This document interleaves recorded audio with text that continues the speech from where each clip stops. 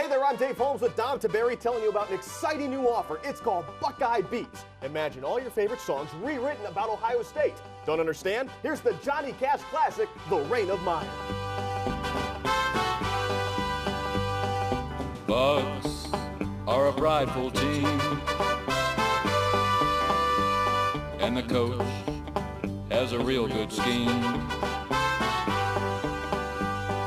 A man dressed in white attire, welcome to the reign of mire.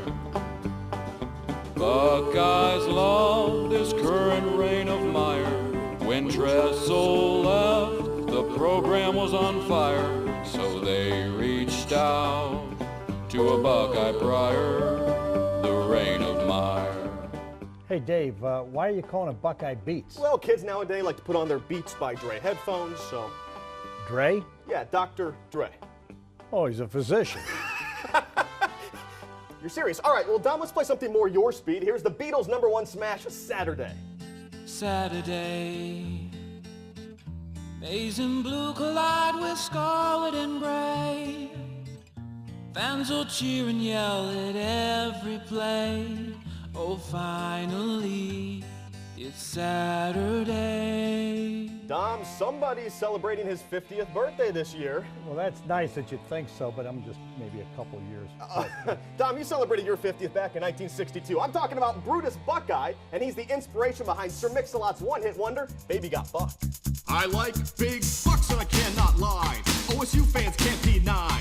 When a nut walks in with an itty-bitty waist and a big fat mascot face, you get pumped. Put your back on up, cause you know that's a poisonous nut. Scarlet and gray striped sweater, no mascot could be better. Yo, Brutus, the ladies are with ya, taking selfie pictures. Michigan likes to yell at us, but that nut we got makes I'm so jealous. So many hits on one album. Duran Duran's Hungry for the Wolverine. The Disney classic Brutus and the Beast. How about the Poison love ballad Every Rose Bowl Has Its Thorn? But if you order right now, I'll throw in the Rick James #1 single Super Zeke, and Justin Timberlake is bringing Sexy Buck. I'm bringing sexy bucks. Oh, you Michigan fans must be out of luck. H. The last few years, man, your record stunk. I. Your team caves in so much, you must belong. Oh. Take him to the bridge. Now that's what I call good music. You feeling it, Dom? You have no shot of winning. OH. I owe it to myself to buy this album, and you should right now. Enjoy the game. Go Bucks. 'Twas the night before Christmas, and all through the town, there were sports fans recalling how this year went down. The trophies were hung in the lobby with care, in the hopes that more trophies soon would be there.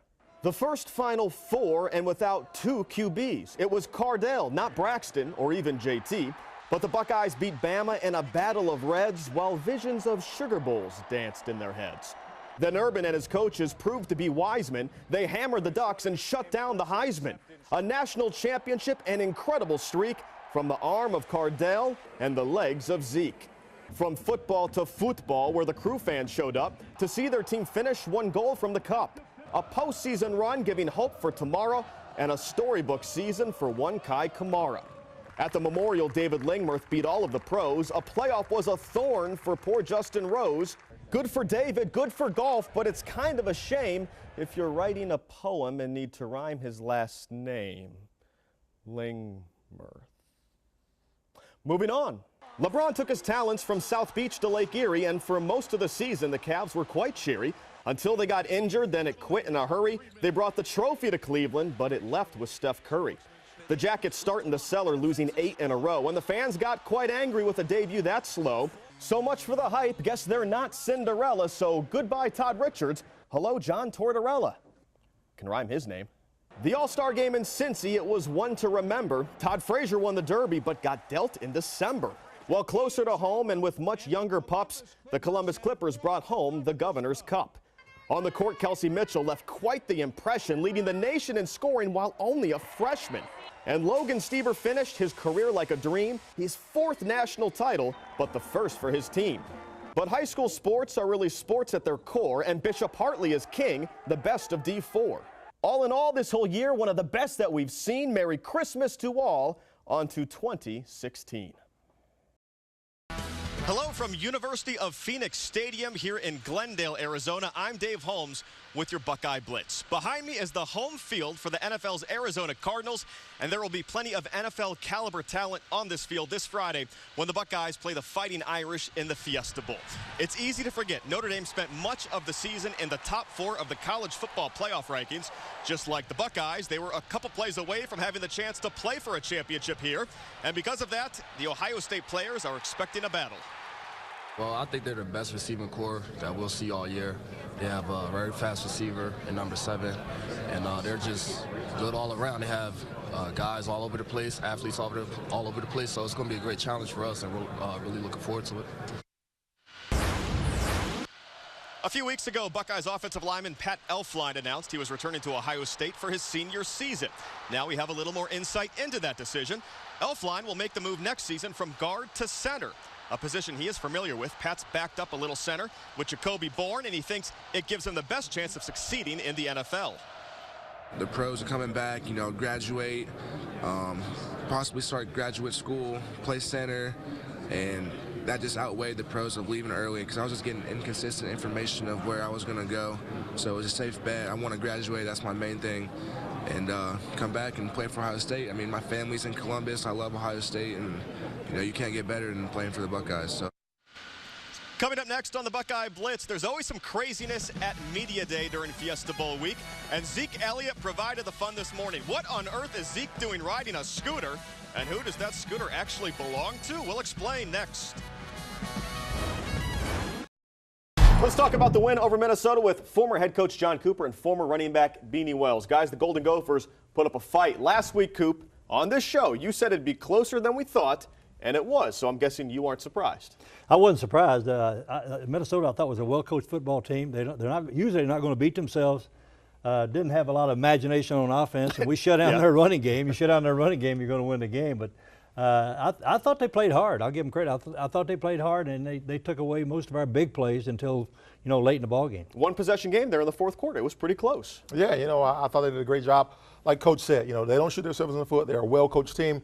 It was a lot closer than I anticipated. But Minnesota's been a team all season long to play their toughest competition, the closest. It felt like this game to me was a summary of Cardale Jones' season. He played all right, nothing awful, nothing amazing. Buckeyes win. What did you think of the way Cardale played? You know, he's still undefeated. He's 11-0. You can't take it away. You put it in that left-hand column. For sure. He can play better. I think we all know he can play better.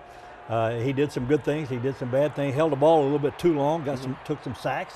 I think, in my opinion, Beanie, that's probably the worst thing he did is not get rid of the ball when they had pressure. Yeah, and a lot of times with quarterbacks, the most important thing is being able to feel the rush. There were some times out there where Cardale necessarily didn't feel the rush and avoid some of those sacks. So he played a decent football game. And Coach, I know you think he needs to go downfield more. And some of that's play call, some of it's Cardale. We said last week going into that game, though, Minnesota's got 2 cornerbacks, Beanie, yeah, to be drafted. They're pretty good. And they played man coverage. They put 9 people up here and dared us to try to beat them running the football. And that's why it was a close ball game. We shut down their running game. We didn't get a lot of big plays offensively. That's why it was close. Well, let's talk about the defense. You mentioned they absolutely shut down the Golden Gophers running game, but the Buckeyes secondary got gashed pretty good by Minnesota quarterback Mitch Leidner.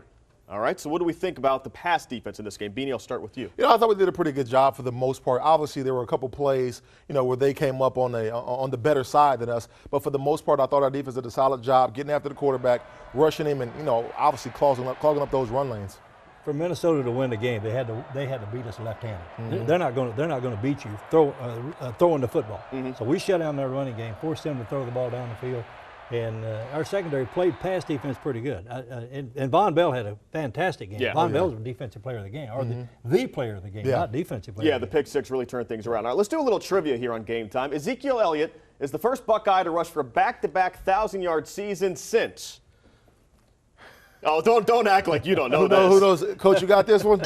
All right, I got this one. Yeah, I got this one. Since Beanie Wells. All right, so Beanie, I want to know if you heard on the broadcast where they said Zeke tries to summon his inner Beanie Wells. First off, I think that means he makes arguments not as good as John Cooper. What is an inner Beanie Wells? What does that mean? I have no clue, but it made me so happy to know that I was getting such recognition from a running back like Ezekiel Elliott. You know, I'll tell you what that means is give me the ball. Yeah. Give me the ball. Let me carry it one more time. Yeah, that was pretty funny. No, I loved it. You know, when you get a guy like Ezekiel Elliott paying homage and paying respects, you know, to the guys that come before him, nothing better to see that at your alma mater. It was kind of a grinded out game for him. It was a grind out game, and I love the fact that Zeke gives the offensive line credit. Oh, the absolutely. offensive line is really playing well right now. Yeah, absolutely. Well, for more on the win over Minnesota, let's go to Kayla Anderson and Jim Lachey.